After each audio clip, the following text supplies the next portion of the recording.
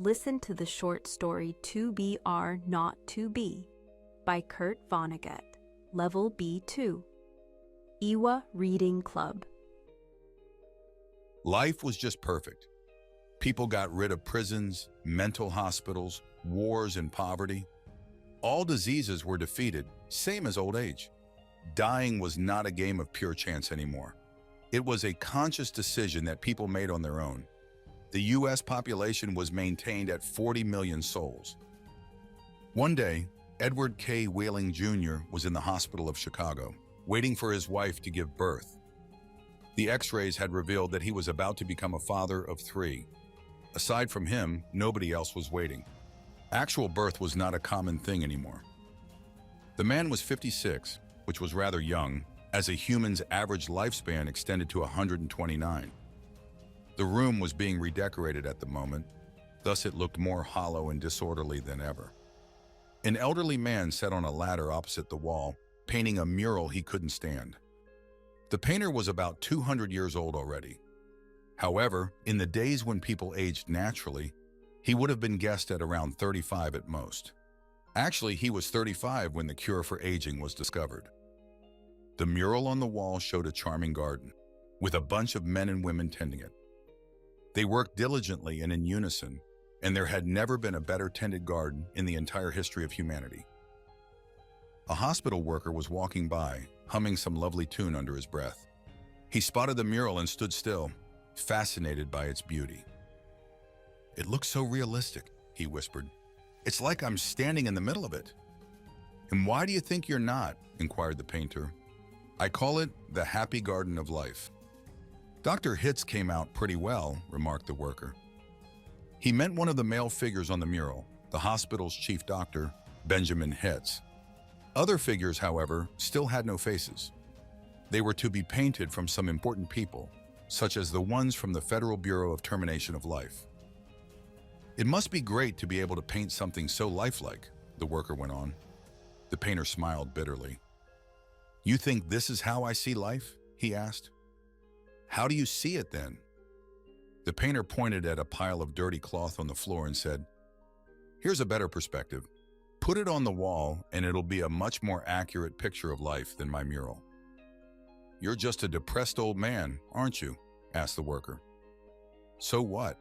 Is depression prohibited now?" The man returned stiffly. "Well, if you're not happy with life, Grandpa, you know where to call," the worker replied, and stated the telephone number that every person knew by heart. People called it when they were willing to end their lives. The number went like this: 2BR02B. Many people said naught instead of 0.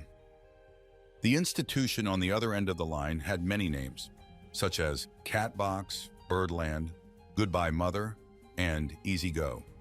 It was the office of the Federal Bureau of Termination of Life's gas chambers. "When I decide to go, I won't do it at the Catbox," said the painter. "A do-it-yourself then?" guessed the worker. "What a pity. You've got no consideration for those who will have to clean up the mess after you, old man." "I'm sure the world could handle a lot more mess," replied the painter. The worker just looked at him critically, then excused himself and left. Shortly afterward, a young, severe-looking woman walked into the waiting room. She wore a little steel medallion on her breast, which was the seal of the Service Department of the Federal Bureau of Termination of Life. A small, weirdly shaped mustache stood out on her face. Somehow, all the gas chamber workers grew such a mustache over time, no matter how they looked when recruited. The woman approached the painter and cast a brief look at the mural, then declared in a strict tone, "I was told to come here to pose for some picture. I'm Leora Duncan." The painter took a crumpled piece of paper from his pocket and ran through it briefly, then said, "Oh yes, here you are. You are registered for immortalization. Select any faceless figure you like, and I'll put your head right onto it." She surveyed the picture and said dully, "They're all the same to me. I know nothing about art." "A body is just a body, isn't it?" asked the painter, smiling. "Let me help you with that. How about this woman right here?" The woman in the picture was carrying dried leaves to a trash burner. "But I don't do any disposal," she argued. "I'm in service, you know." The painter flashed a broad smile at her. What a keen observation. I assure you, you know more about art than I do. He laughed and pointed at another woman. She was sawing a dried branch off a tree. What do you say about this one? Her look shifted a little to the side, and she blushed instantly. She hesitated a moment, then said, But then, I'll be standing right next to Dr. Hitz. It's such an honor. He was the very man who established the first gas chamber in our city 200 years ago. What a coincidence! Then I'll be delighted to put you right next to him, said the painter, laughing. Does sawing off a branch seem appropriate to you? Sure, it's kind of what I do at work, she replied. It was nice of her to spare him the details of her work. In fact, her everyday mission was to comfort people while she killed them. While she was posing for the portrait, a man entered the room. It was Dr. Hitz himself. 7 feet tall and well-built, he radiated confidence, importance, and the joy of life. He looked at Miss Duncan significantly and said with a smile, Well, what are you doing here? This is where people come to this world, not depart from it. Hopefully you and I will be in the picture together, she replied and lowered her eyes awkwardly. It's such an honor for me. No, it is I who is honored, Miss Duncan. Without you, our remarkable world wouldn't be possible. He saluted her, then said, You know what I just delivered? Triplets. Triplets, she exclaimed. But there were no appointments for 3 with us today. Have the parents found the volunteers? According to the law, a newborn child was only allowed to live if the parents found a volunteer to die in his or her place. In this case, they needed 3 volunteers if they wanted all 3 of their babies to live. Last thing I heard, they found 1 and were attempting to find 2 more, said Dr. Hitz. Well, evidently it didn't work out, said Miss Duncan.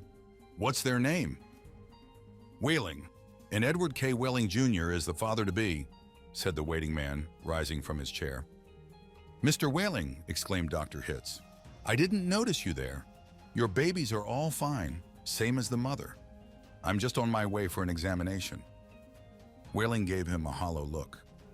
You don't seem too happy about it, remarked Dr. Hitz. Oh, how can I not be happy, said Whaling in a dramatic tone. I just need to decide which one of my children will live, then bring my mother's father to the cat box and return here with a check. Dr. Hitz looked at him strictly. Do you disapprove of population control? He asked.